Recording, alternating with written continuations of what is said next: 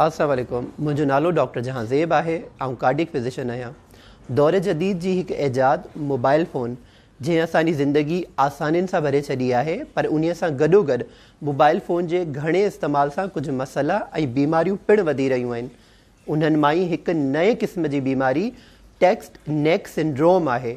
जी, mobile phone घणी देरि ताईं गर्दन झुकाए ॾिसणु या इस्तेमालु करणु इन बीमारी जो सबबु बणिजे थो।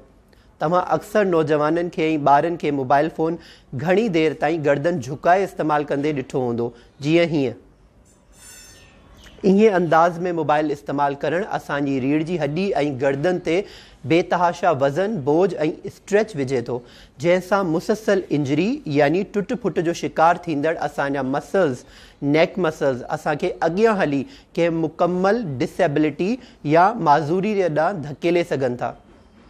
त पंहिंजो ऐं पंहिंजनि जो इलाही ख़्यालु कयो। मोबाइल फ़ोन जो सही इस्तेमालु करियो। मोबाइल फ़ोन खे जॾहिं बि असांखे ॾिघे वक़्त जे लाइ इस्तेमालु करणो हुजे त विच में साही वठो ऐं उन सां गॾोगॾु मोबाइल फ़ोन खे चहिरे जे लेवल ते रखो। जॾहिं असां मोबाइल खे चहिरे जे लेवल ते रखंदासीं त असांजी गर्दन ऐं रीढ़ जी हॾी ते वज़न ऐं प्रेशर घटि पवंदो ऐं इन सां इन ख़तरनाक ऐं नई बीमारी टेक्स्ट नेक सिंड्रोम जा चांसिस घटिबा। साथ सलामत। अल्लाह हाफ़िज़।